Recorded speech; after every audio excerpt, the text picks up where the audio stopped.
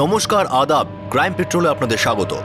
আজকে আমরা আপনাদের দেখাচ্ছি বেঙ্গালুরুর কেসের দ্বিতীয় তথা শেষ ভাগ, যেখানে একজন ইয়ং সাইকোলজি স্টুডেন্টের বাগদত্তার মার্ডার হয়। 26 অক্টোবর 2012, 6 মাস ধরে বেকার সফটওয়্যার ইঞ্জিনিয়ার হরি চিনাপ্পার খুন হয়ে যায়।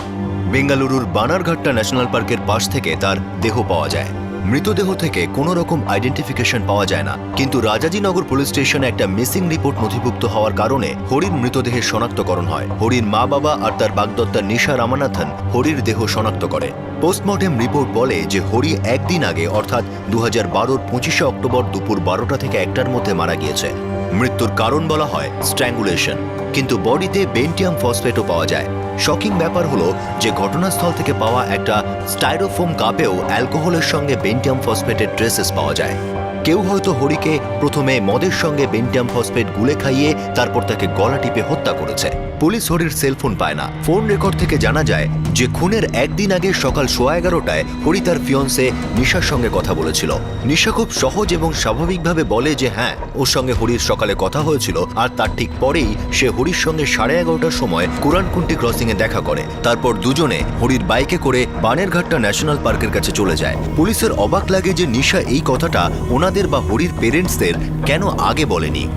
নিশা জানায় যে হরি ওর সঙ্গে বিয়ে ভেঙে দিতে চাইছিল, আর ওকে এই কথাটা বলার জন্য হরি তাকে বানেরঘাট্টা ন্যাশনাল পার্কে নিয়ে যায়। পুলিশ এবার হরি যেই SMS-টা নিশাকে 1:10 পাঠিয়েছিল সেটার ব্যাপারে জানতে চায়। হরি সেটাতে নিশাকে লিখেছিল, যা হয়েছে ভালো হয়েছে, এবার আমি প্রিয়ার সঙ্গে জীবন কাটানোর জন্য মুক্ত।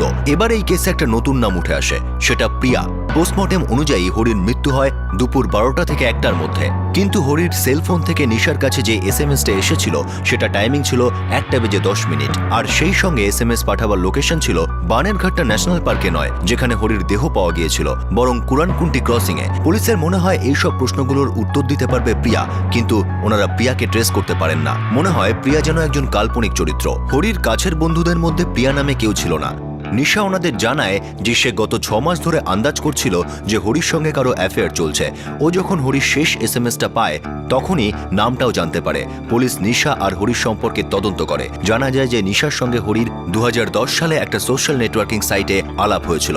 অনলাইন রোম্যান্স রিয়েল লাইফেও শুরু হয়ে যায়। 2011 সেপ্টেম্বরে নিশা আর হরির সম্বন্ধ ঠিক হয়, কিন্তু 2012 ফেব্রুয়ারিতে হরির চাকরি চলে যায়। তারপরেই ওদের মধ্যে খুব সমস্যার সৃষ্টি হয়। সাইকোলজির স্টুডেন্ট নিশার কথা অনুযায়ী সে হরির ফ্রেন্ডস বুকের স্ট্যাটাস আপডেট আর কমেন্টস অ্যানালাইজ করত। তার রিডিং ছিল যে হরির কারোর সঙ্গে অ্যাফেয়ার চলছে। পুলিশ অনেক অনুসন্ধান করে জানতে পারে যে হরির ফ্রেন্ড লিস্টে প্রিয়া নামে একজন আছে, কিন্তু প্রিয়া, যে কিনা একজন ম্যানেজমেন্ট স্টুডেন্ট, সে বলে সে হরিকে চেনে না। পুলিশ তাকে ফ্রেন্ডস বুকে তাদের বন্ধুত্ব করার প্রমাণ দেয়। প্রিয়া ভেবাচাকা খেয়ে বলে যে সে কখনো কখনো অপরিচিতদের ফ্রেন্ড রিকোয়েস্ট অ্যাকসেপ্ট করে নেয়, আর হরি তাদের মধ্যে থেকেই হয়তো একজন হতে পারে। সে খুব জোর দিয়ে বলে যে সে হরিকে অনলাইনেও চেনে না। এবার পুলিশের সন্দেহ হয় যে সাইকোলজিতে ডুবে থাকা স্টুডেন্ট নিশা তাদের সঙ্গে হয়তো কোনো মাইন্ড গেম খেলছে। ওনারাও সেলফোন রেকর্ড ট্রেস করেন, আর একটা নাম্বারে ওনাদের দৃষ্টি আটকে যায়। সেটা বেলগাঁওয়ের কোনো এক নাগেশ গৌড়া নামে কারো নাম্বার। নিশা যার সঙ্গে রেগুলার টাচে ছিল। এবার তারপর সাইকোলজির স্টুডেন্ট খুব চালাকি করছে আমাদের সাথে। তুলে আনবো স্যার? নো, আগে নাগেশ গৌড়ার সাথে একটু বোঝাপড়া করে নি, তারপরে এই সাইকোলজিক্যাল খেলার রুলস আমরা বানাবো।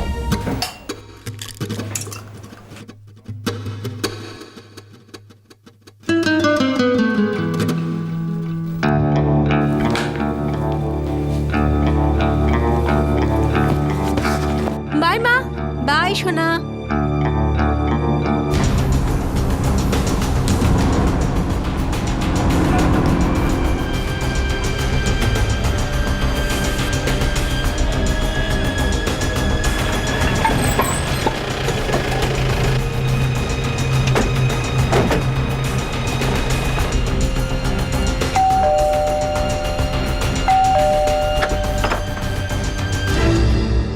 নাগেশ কোথায়? আপনারা কে? 24 আর 25 অক্টোবর আপনাদের ছেলে নাগেশ বেঙ্গালুরু গেছিল নাকি? আগে হ্যাঁ। কেন? জানি না, বলেছিল জরুরি কাজ আছে। এখন সে কোথায়? কলেজে, মারাঠা কলোনির পাশেই।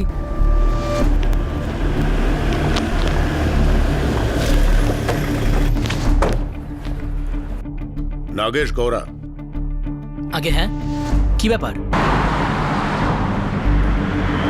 কিছু কিছু কাজ ছিল স্যার। কি কাজ ছিল? 23 তারিখ সন্ধ্যাবেলা তুমি বেলগাঁও থেকে রানী চন্দ্রমা এক্সপ্রেসে চলো। Coach A7 birth 33। সকাল 7টা নাগাদ তুমি বেঙ্গালুরু পৌঁছাও। 25 অক্টোবরে তুমি বানারঘাটা ন্যাশনাল পার্কের কাছে ছিলে। 24 আর 25 অক্টোবর তুমি হোটেল কৃষ্ণাতে ছিলে, যেটা কোরানকুন্টা ক্রসিং এর কাছে। 24-এ সকালেই তুমি চেক ইন করো। 25-এ সন্ধ্যাবেলা তোমার চেক আউট হয়। হোটেল কৃষ্ণা থেকে তুমি বেঙ্গালুরু স্টেশনে পৌঁছাও। তুমি ওখান থেকে রানী চন্দ্রমা এক্সপ্রেস ধরো রাত 9:15টার সময়। Coach S3 birth 31। সকাল 8:25 নাগাদ তুমি বেলগাঁও পৌঁছাও।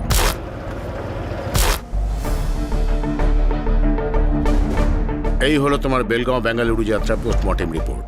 এখন তুমি আমাদের বলবে যে 24 আর 25 অক্টোবরে তুমি বেঙ্গালুরুতে কি করছিলে।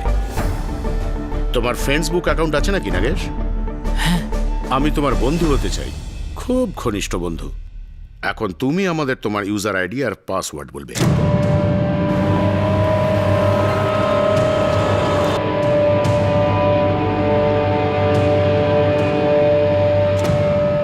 স্যার স্যার নিশা আর এই নাগেশের মধ্যে গভীর বন্ধুত্ব, বা বন্ধুত্বের থেকে বেশি কিছু।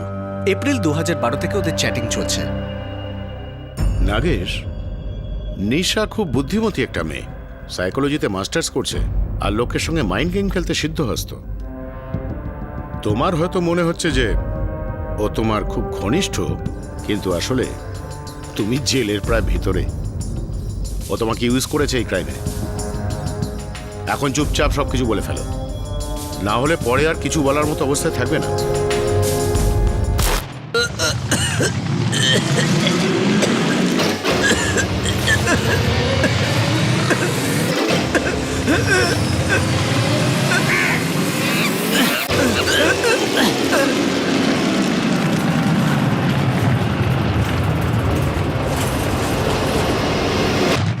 হরিকে মারতে আমাদের প্ল্যান কাজ করেনি।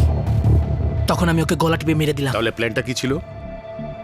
ওকে বেন্টিয়াম ফসফেট খাইয়ে মারাচ্ছিল। এই প্ল্যানটা নিশার ছিল? হ্যাঁ স্যার। হরির মৃত্যুর সময় ও সেখানে ছিল? হ্যাঁ স্যার, ও ওখানেই ছিল। নিশা নিশা নিশা নাগেশ,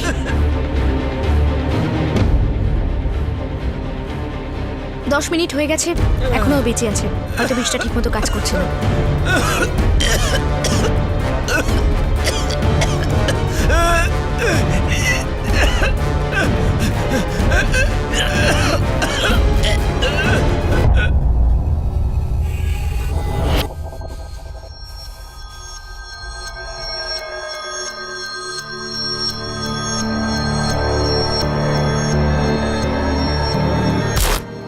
হরির বাইকটা কোথায়? স্যার ওটা ন্যাশনাল পার্কের কাছে জঙ্গলেই আছে। ক্রাইম সিনে নিয়ে যাও একে। ক্রাইমের সব ডিটেল স্কেচ করো, বাইক রিট্রিভ করো। আমি নিজে নিশার সাথে ডিল করব। দেখতে চাই ও কি মাইন্ড গেম খেলে এবার। নাগেশ গৌড়া সমস্ত সত্যি ফাঁস করে দিয়েছিল। নিশাই তার বাগদত্তা হরি চিনাপ্পার খুনের সমস্ত প্ল্যান বানিয়েছিল আর নাগেশকে সঙ্গে নিয়েই তার পরিণতি দিয়েছিল। এখন পুলিশকে এই অপরাধের উদ্দেশ্য অর্থাৎ মোটিভ জানাচ্ছিল, কিন্তু পুলিশের কাছে সাইকোলজির স্টুডেন্ট নিশা রামানাথনের মগজে ঢোকা একদমই সহজ ছিল না।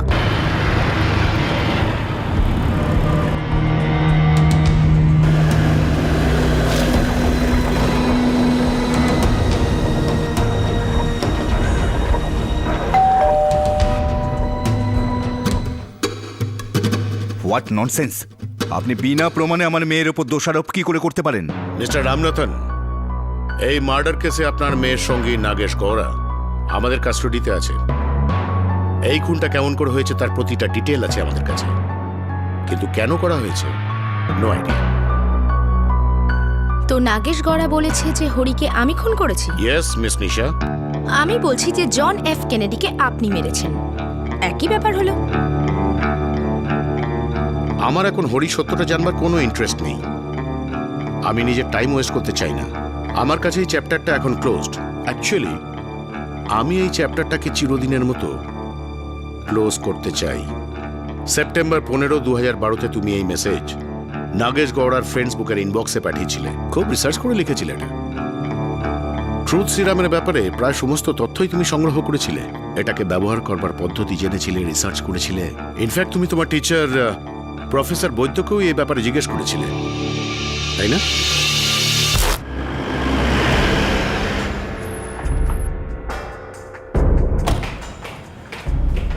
নিশা একজন খুবই ইন্টেলিজেন্ট স্টুডেন্ট। ও প্রত্যেকটা থিওরির গভীরে যেতে চায়। আমরা নিশার মস্তিষ্কের একদম ভিতরে পৌঁছাতে চাইছি। ওয়েল, আমি পয়েন্টে আসছি। আমরা সন্দেহ করছি যে নিশার হবু স্বামী হরিকে মার্ডার করবার পিছনে নিশারই হাত আছে। এই ব্যাপারে ওর একজন সঙ্গীও ছিল, নাগেশ গৌড়া। কি বলছেন অফিসার? আমার মনে হয় যে 23 বছর বয়সে নিশা মাইন্ড অ্যানালিসিসের ব্যাপারে খুব প্রাজ্ঞ হতে চাইছিল। সম্ভাবনা অত্যন্ত বেশি যে হরিকেও এই ব্যাপারে সাবজেক্ট বানিয়েছিল। এ কোনো সাধারণ কেস নয় প্রফেসর, যে একটা আশীর্বাদ ভাঙলো আর খুন হয়ে গেল। ও মাই গুডনেস, এই কথাটা আমাকে কেন স্ট্রাইক করলো না? মানে ও হরি ছিল যাকে দিয়ে একটা সত্যি বলাতে চাইছিল। কিরম সত্য সেটা তো বলতে পারবো না, কিন্তু নিশা আমাকে ট্রুথ সিরামের ব্যাপারে অনেক ডিটেলে জিজ্ঞাসা করছিল। বেসিকটা তো তুমি জানো নিশা, যে ট্রুথ সিরাম একটা কেমিক্যাল কম্পাউন্ড যেটা সাবজেক্টের মধ্যে ইনজেক্ট করা হয় জিজ্ঞাসাবাদের সময় সত্যিটা বলাবার জন্য। কিন্তু হ্যাঁ, এটার জন্য সাবজেক্টের সম্মতি এবং কোর্টের অর্ডারের দরকার হয়। এই কেমিক্যাল কম্পাউন্ড কিভাবে সাবজেক্টকে সত্যিটা বলায়? ট্রুথ সিরামে একটা কেমিক্যাল থাকে যেটা আমাদের সেন্ট্রাল নার্ভাস সিস্টেমকে ডিপ্রেসড করে দেয়। আর এটা সেই কারণেই যে সাবজেক্টের কনসিয়াস মাইন্ড হয়ে যায়, কিন্তু সাবজেক্ট নয়। ও নিজের আনকনসিয়াস মাইন্ড থেকে রেসপন্ড করতে থাকে। তাহলে স্যার ট্রুথ সিরাম সত্যি এফেক্টিভ একটা উপায় সত্যিটা বলানোর? কি ব্যাপার নিশা, আজকাল ট্রুথ সিরামের উপর অনেক বেশি রিসার্চ করছো দেখছি। তুমি আবার কাউকে তোমার সাবজেক্ট বানিয়ে নাওনি তো? অফকোর্স নট স্যার, আমি তো বাস স্টাডি করছিলাম। তোমার সাবজেক্ট হরি ছিল। তুমি হরিকে দিয়ে কিছু সত্যি কথা বলাতে চেয়েছিলে। কি সেই সত্যিটা? ওর অ্যাফেয়ার্স। তুমি তোমার সাইকোলজি স্টাডিকে ক্লাসরুমের বাইরে রিয়েল লাইফে অ্যাপ্লাই করছিলে। মানুষের বডি ল্যাঙ্গুয়েজের সঙ্গে তার বক্তব্যকেও এক্সামিন করছিলে। মানুষের লেখা শব্দের পিছনে যে মানসিকতা থাকে তাকে খুঁজতে চাইছিলে। Reading between the lines, right? কিন্তু কেউ একটা ছিল যে জানতে পেরেছিল যে তুমি কোনো একটা ব্যাপারে ডিস্টার্বড আছো। কি ছিল সেই কথাটা? হরি। তোমার মতে হরি তোমার সঙ্গে ঠিক কমিউনিকেট করতে পারছিল না। সেই কারণে তুমি আঘাত পাও, রেগে যাও। তারপর তুমি ওর ফ্রেন্ডস বুক আপডেটগুলোকে অ্যানালাইজ করতে শুরু করো। খুব সূক্ষ্মভাবে তুমি ওর প্রতিটা স্টেটাসে, লাইকের, মেসেজের চুল চেরা বিশ্লেষণ করতে থাকো। কিছু মানুষ এটা কেন বোঝে না যে যখন কেউ হতাশা অনুভব করে তাকে বিরক্ত করা উচিত নয়, তাকে একলা ছেড়ে দেওয়া উচিত। এরকম সময় আপনি এটা বুঝতে পারেন যে আপনি ওই মানুষটার থেকে ডিসকানেক্ট হয়ে গেছেন, আর তারপর আপনি এটা উপলব্ধি করেন যে জীবনের কিছু সিদ্ধান্তকে দ্বিতীয়বার ভাবা উচিত।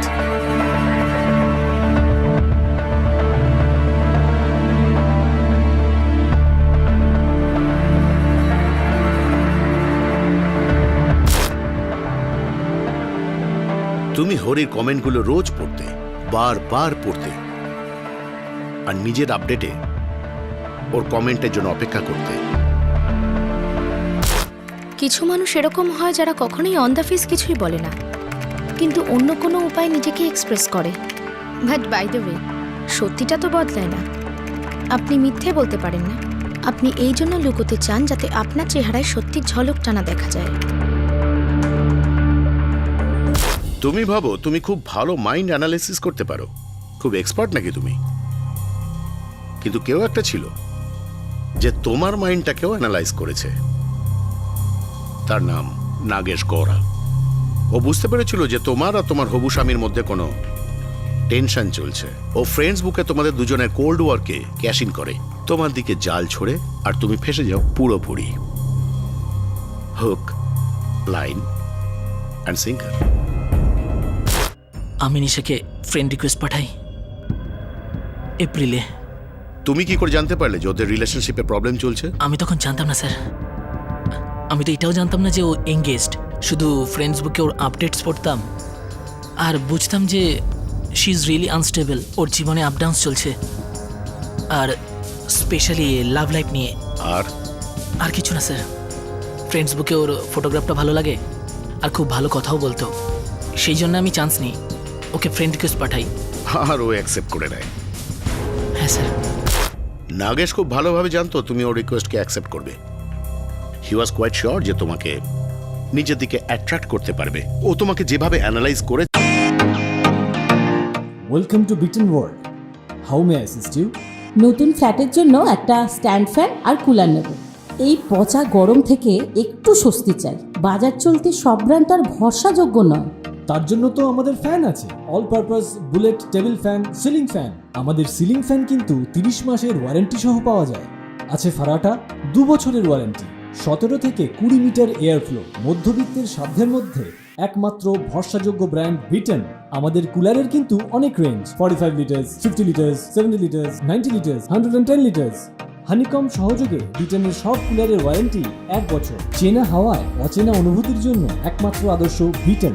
গরমে স্বস্তি পেতে বিটনের ফ্যান হোক বা কুলার, আজই আনুন বাড়িতে। বিটন, ডিজিটালি ইয়োর্স। ছিল তুমি কখনোই কারোর সাথে সেরকম করতে পারোনি। He played with your mind, আর তোমার মনে জায়গা করে নেয়। আপনি বলতে কি চান ইন্সপেক্টর? নাগেশ আমার সাথে গেম খেলেছিল? Hello, no. আমি নাগেশকে লাইক করতে শুরু করেছিলাম। যেভাবেই আমার আপডেটসগুলোতে কমেন্ট করতো, লাইক করতো, আমার ওকে ভালো লাগতে শুরু করে। এই জন্য আমি ওর ফ্রেন্ড রিকোয়েস্টটা অ্যাকসেপ্ট করি। ততদিনে আমি ডিসাইড করে নিয়েছিলাম যে আমি হরির সঙ্গে নিজের জীবনটা কাটাবো না। হরি আমার জীবনের ক্লোজড চ্যাপ্টার হয়ে গেছিল। আমি শুধু ওকে সারা জীবনের মতো ক্লোজড করতে চেয়েছিলাম। আমি ট্রুথ সিরামের উপর রিসার্চ করেছিলাম। আমি সব কিছু প্ল্যান করেছিলাম ইন্সপেক্টর, সব কিছু। I like analysing human behaviour. It's complex, that's what keeps me going. Planning পুরো আমার ছিল, ওই নাগেশের নয়। সব কিছু আমি ডিসাইড করেছিলাম, কবে করতে হবে, কোথায় করতে হবে, কিভাবে করতে হবে, সব কিছু আমি ডিসাইড করেছিলাম যে 25শে অক্টোবর হরিকে আমি বানেরঘাটা ন্যাশনাল পার্কের কাছে নিয়ে যাব। ভালোই হলো তুমি কিছু বললে। এমনিতে ইনভেস্টিগেশন টেকনিক সম্পর্কে তোমার অভিজ্ঞতা আছে, তাই সম্ভবত তুমি অ্যারেস্ট হওয়ার আগে এটা হয়তো পড়তে চাইবে। তোমার অ্যারেস্ট ওয়ারেন্ট। শেষ পর্যন্ত পুলিশ নিশাকে এনে সেই জায়গায় দাঁড় করিয়ে দিয়েছিল যেখানে নিশাকে স্বীকার করতেই হতো। আসলেও সৃষ্টি করা পুরো প্ল্যানটা খুবই অদ্ভুত ছিল, শকিং ছিল। আর এই প্ল্যানিং, এই খুনের পিছনে ছিল একটা সাংঘাতিক উদ্দেশ্য। বলা হয় নিজের মনকে মস্তিষ্কের উপর প্রভাব ফেলতে দিও না, কিন্তু এই কেসে মস্তিষ্ক মনকে গোলাম বানিয়ে নাচাচ্ছিল। আর এই নাচটা ছিল আসন্ন মৃত্যুর তাণ্ডবের ইঙ্গিত। নিশা, নিশা আমাদের হরির সঙ্গে এরকম কি করে করতে পারে? আমি তো ওদের দুজনের মধ্যে সবসময় ভালোবাসাই দেখেছি। এটা একটা বানানো গল্প, আমি বিশ্বাস করি না।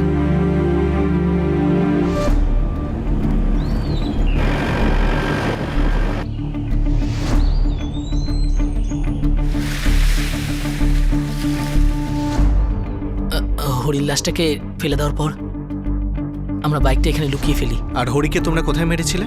এখান থেকে 2 কিলোমিটার দূরে।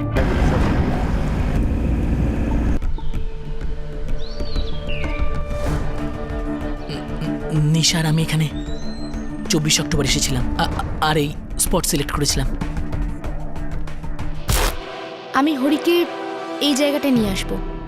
হ্যাঁ, আর তুমি তুমি ওই ঝোপের পেছনে লুকিয়ে থেকো। হ্যাঁ, এটা আমাদের মার্ক, যেটা আমাদের এই জায়গাটা খুঁজে পেতে সাহায্য করবে। এখানে? হ্যাঁ স্যার, আমি এখানেই লুকিয়েছিলাম। ব্যাস ব্যাস ব্যাস, এখানেই এখানেই। ভালো জায়গা না এটা? হ্যাঁ, fantastic. Well, it's really nice place Nisha. দাও নিশা, একটা কথা বলবো? আমার তোমার সঙ্গে এইভাবে সময় কাটাতে ভীষণ ভালো লাগে। Same here. নিশা, সত্যি বলতে গেলে গত কয়েকদিন ধরে আমি সত্যি খুব ডিস্টার্ব ছিলাম। একদিকে কাজ গেল, আরেকদিকে তোমার নন স্টপ কোয়েশ্চেনিং আমার অ্যাফেয়ার্সগুলো নিয়ে, যেগুলো কখনো কখনো ছিলই না Nisha. Past is past, leave it. ওর মনে হয়েছিল আমি ওর উপর সন্দেহ করা ছেড়ে দিয়েছি। ও ভেবেছিল ও খুব সহজেই আমাকে বোকা বানাতে পারে। ও কত সহজেই ভেবেছিল যে ওকে আমার সাথে ঘুরে বেড়াচ্ছে, নর্মালি কথা বলছে, দ্যাট মিন্স আমি ওর অ্যাফেয়ারগুলো ক্ষমা করে দিয়েছি। কিন্তু এরকম ছিল না। ও তো জানতোই না। হরি কার সাথে অ্যাফেয়ার করছিল? এটা জিজ্ঞেস করুন যে কার সাথে করছিল না। প্রিয়া, বিভা, গীতাঞ্জলি, স্মিতা, এই সমস্ত মেয়েরা ওর ফ্রেন্ডসবুক ফ্রেন্ড লিস্টে ছিল। কেন ওসব আলতু ফালতু স্ট্যাটাসকে কমেন্ট আর লাইক করতো? ওর জবলেস সিচুয়েশনে সহানুভূতি জানাতো। কেন ওকে কাঁদ দিত কাঁদার জন্য? সব কিছু দেখেছিলাম আমি। কিন্তু অ্যাফেয়ার্স? কিন্তু ও কি কোনোদিন তোমাকে বলেছে যে ওর অ্যাফেয়ার্স চলছে? বা কেউ বলেছে, দেখেছে, জানতে পেরেছে? পড়েছিলাম ওর মস্তিষ্ক। আমার সামনে এসব বলার সাহস ছিল না ওর। কাওয়ার্ড। হোয়াট ননসেন্স নিশা, এগুলো কি বলছো তুমি? ওরা শুধু আমার অনলাইন ফ্রেন্ডস। ওদেরকে আজ অব্দি আমি চোখেই দেখিনি, ঠিক মতো জানিও না ওদেরকে। ব্লাইন্ডলি লাইক করা, প্রতিটা কমেন্টে হে হে হা হা, ইয়া ইয়া সো সুইট, ও বেবি। আর তুমি বলছো জাস্ট ফ্রেন্ডস? হরি এই সমস্ত এক্সপ্রেশনের মধ্যে লুকিয়ে থাকা মিনিংটা আমি রিড করতে পারি। Okay no no, it's not okay, not okay for me. তুমি তোমার সাইকোলজিক্যাল বুলশিটটা নিজের কাছেই রাখো। এমনিতেই গত 6 মাস ধরে আমার কোনো চাকরি নেই, আর তার উপরে তোমার এই অ্যাফেয়ার্স নিয়ে নন স্টপ বুলশিটিং। মাথা খারাপ করে দিলে তুমি। গোটা পৃথিবী জানে যে তোমার মাথা খারাপ হয়ে গেছে। নিজের সমস্ত ইমোশন ফ্ল্যাশ করতে থাকো ওই সমস্ত বন্ধুদের কাছে, কাঁদতে থাকো দিনরাত, আর এসে যায় তোমাকে সহানুভূতি জানানোর জন্য, তোমার কান্না মোছার জন্য, আর না জানি কি কি করার জন্য। Bloody beach. Nisha, grow up please. Hari, এটা ভুলো না যে আমাদের এনগেজমেন্ট হয়ে গেছে। এক্স্যাক্টলি নিশা, আমিও তোমাকে এটাই বলতে চাই যে আমাদের এঙ্গেজমেন্ট হয়ে গেছে। কিন্তু মনে হচ্ছে তুমি সে সবগুলো ভুলে গেছো যেগুলো আমাদের মধ্যে ছিল আর আছে। কিভাবে আমি তোমার প্রেমে পড়লাম, কিভাবে আমি তোমার ওই সিদ্ধান্তে তোমার পাশে দাঁড়িয়েছিলাম যে আমরা বিয়ে তখনই করব যখন তুমি সিভিল সার্ভিসেসের এক্সামটা পাস করে যাবে। কিন্তু এখন তুমি কি করছো নিশা? আইএএস এর প্রস্তুতি নেওয়ার জায়গায় অনলাইন গোয়েন্দা সেজে নিজের পুরো টাইম আর নিজের পুরো এনার্জি নষ্ট করছো। আমার আর তোমার লাইফটাকে হেল বানাচ্ছ তুমি। ব্রেক অফ করতে চাও? টর্চার করার একটা সীমা আছে Nisha. Torture torture torture? Bloody, ও আমাকে টর্চার করছিল। ও ভেবেছিল যে আমি কখনো জানতে পারবো না। নাগেশ স্পট করে ফেলেছিল। ও বুঝে গেছিল যে হরি আমাকে অনলাইন হিউমিলিয়েট করছে, ইগনোর করছে, হার্ট করছে। আমার ফিলিংসের রেসপেক্ট করে নাগেশ। নাগেশের সঙ্গে তোমার দেখা হয় এপ্রিল 2012-তে। শুধু নাগেশ। আর নাগেশ জানতো যে আমি কোন সিচুয়েশনের মধ্যে দিয়ে যাচ্ছি, ভেতর থেকে ডিপলি। হে নিশা, রিয়েল লাইফে দেখা করতে চাও?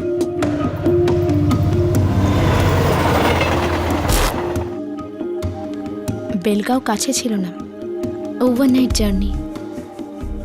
কিন্তু নাগেশ আসতো আমার জন্য, আমায় বেটার ফিল করানোর জন্য।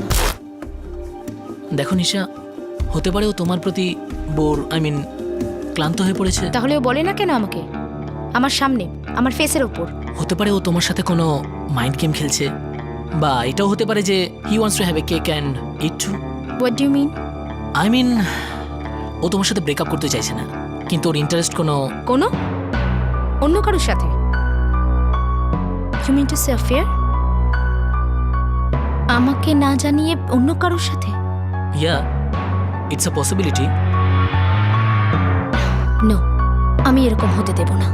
ওকে আমার সামনে আমার ফেসের ওপর সত্যিটা বলতেই হবে।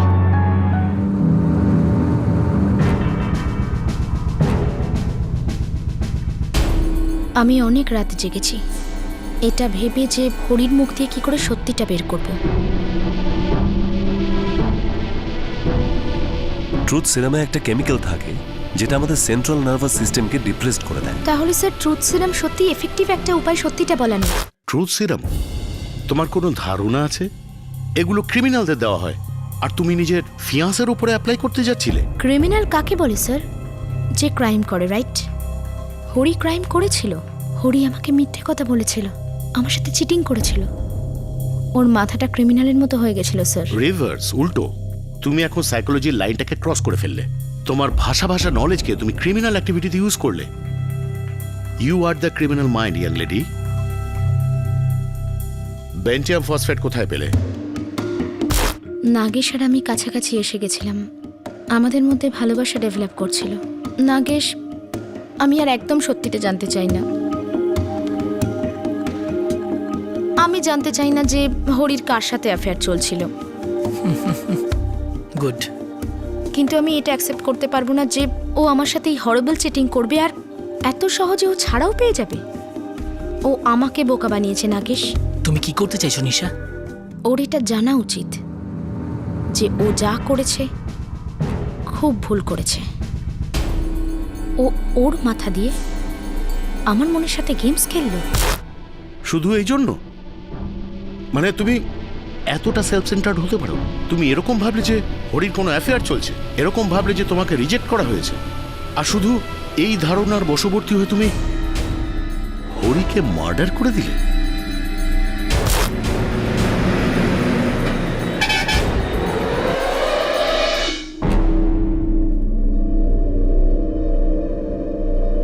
কেউ জিজ্ঞেস করেছিল কেন দরকার? অনেক দূরের দোকান থেকে কিনেছি, একটা ছোট্ট গ্রাম থেকে। দোকানদার জিজ্ঞেস করছিল তো আমি বলে দিয়েছি ইঁদুর মারার জন্য চাই।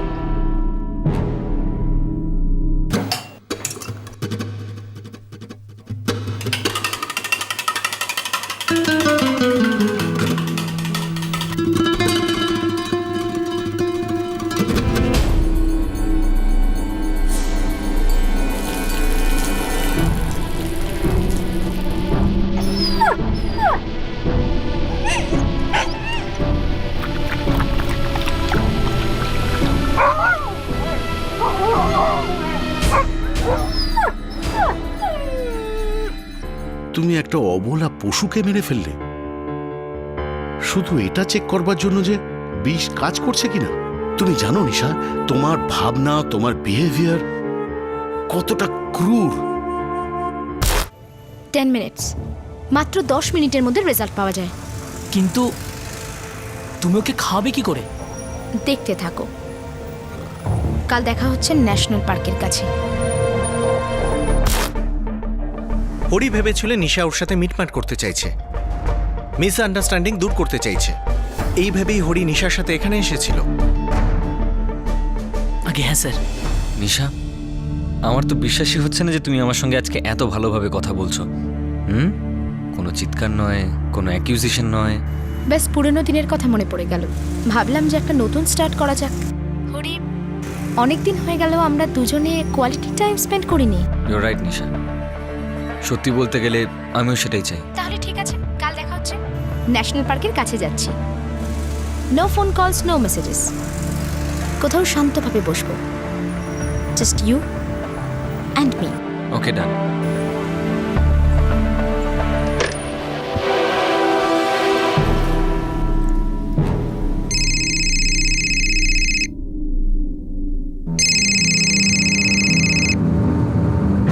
হ্যালো।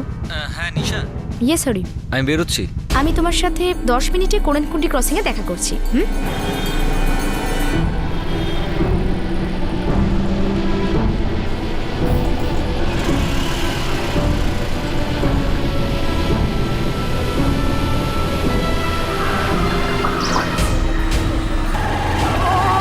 তাহলে এটা মিথ্যা ছিল যে হরি তোমার সঙ্গে ব্রেকআপ করতে চাইছিল? না, সত্যি ছিল।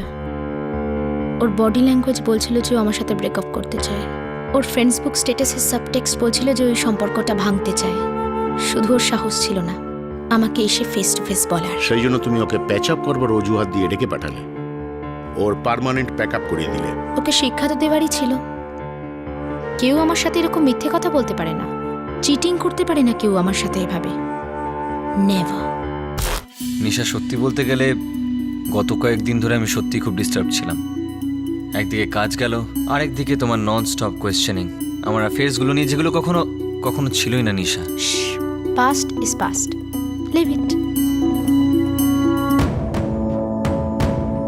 এই ভডকা, কিন্তু যতদূর আমি জানি আমাদের 2.5 বছরের রিলেশনে কখনো আমরা একসাথে বসে ড্রিঙ্ক করিনি, রাইট? তার মানে তো এটা নয় যে তুমি ড্রিঙ্ক করো না, হ্যাঁ হ্যাঁ অফকোর্স। আর তার মানে এটাও নয় যে আমি জানি না যে তুমি ড্রিঙ্ক করো। কিন্তু কিন্তু তুমি কি করে জানলে যে আমি ড্রিঙ্ক করি? বডি ল্যাঙ্গুয়েজ, মাইন্ড রিডিং, আমি মানুষকে খুব ভালোভাবে অ্যানালাইজ করতে পারি হরি। হ্যাঁ আমি জানি। চেস। চেস।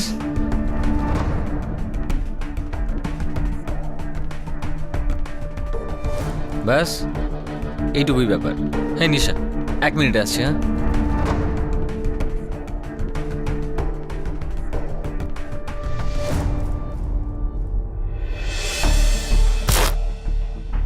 নিশার সুযোগ পেয়ে গেল হরি ড্রিঙ্কে ওই কেমিক্যালটা মেশানোর।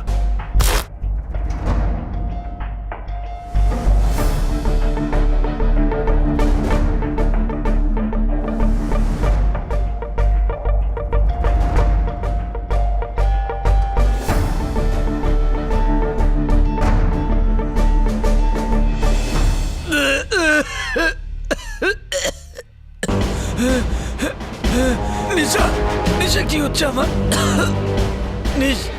নিশা। নাগেশ,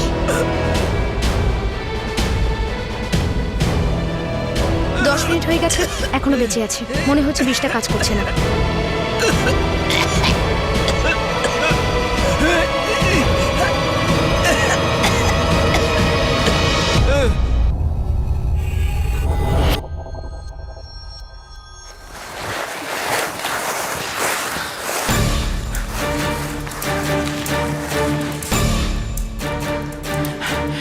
বাইকটাকে লুকিয়ে ফেলতে হবে। চলো।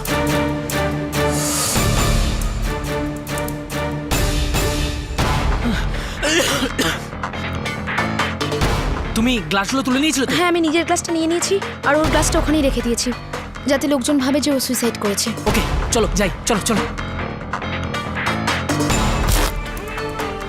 আর তারপর আমরা এখান থেকে কোরানকুন্ডে ক্রসিংয়ে চলে যাই। ওখান থেকে নিশা হরির ফোন থেকে নিজের ফোনে একটা মেসেজ করে আর সিম কার্ডটা বের করে ওখানেই ফেলে দেয় আর ফোনটা ওখানে ভেঙে ফেলে। ফোনটা আপনারা ওখানেই পাবেন। আর হরির পার্স আর বাকি কোনো আইডেন্টিফিকেশন? সেগুলো নিশা নিজের সাথেই নিয়ে গিয়েছিল। আমি ওখান থেকে তারপর হোটেলে চলে যাই আর পরে নিজের বাড়িতে ফিরে যাই। আর তুমি এটা ভাবলে যে তোমার একটা SMS পাঠানোতে একটা নিরাপরাধ মেয়ে ফেঁসে যাবে আর তুমি বেঁচে যাবে? যে প্ল্যানই হোক না কেন, যতই ফুল প্রুফ হোক না কেন, 1% তো মার্জিন অফ এরর থাকেই স্যার।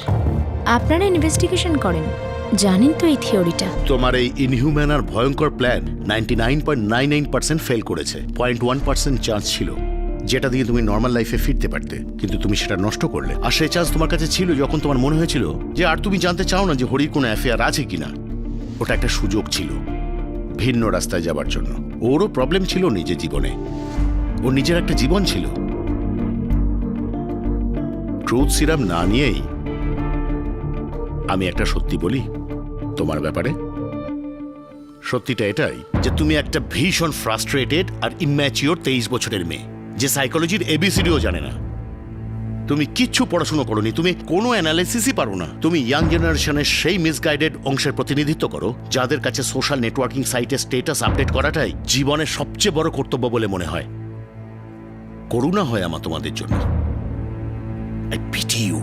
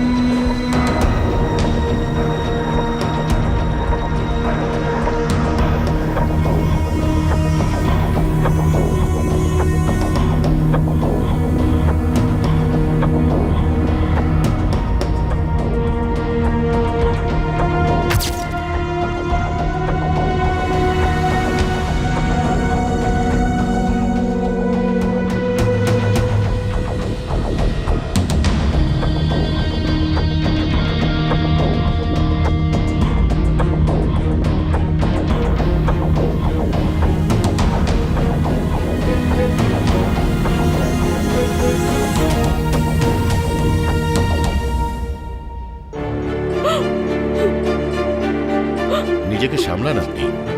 আর মিসেস ওর জীবনের কোনো প্রয়োজনটা কি বাকি রাখিনি স্যার? আমি তো এইটাও জানতাম না যে ওর সাথে হরির কোনো সম্পর্ক আছে। ও যখন আমাকে বলল তখন আমি মেনে নিলাম, তার জন্য বিয়ের ব্যবস্থাও করলাম। ও আমার কাছে যখন যা চেয়েছে তখনই আমি তা মিটিয়ে দিয়েছি। আমি কি দোষ করেছি বলুন? স্যার, এতে আপনার কোনো ফল্ট নেই।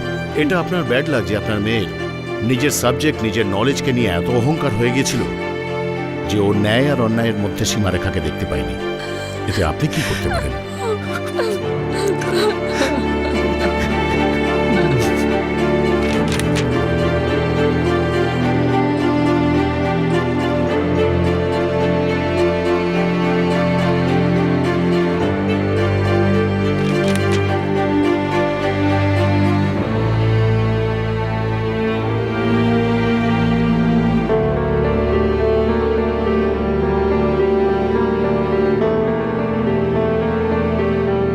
যে কোনো লোককে নিজের স্টাডির সাবজেক্ট করে তুলো না।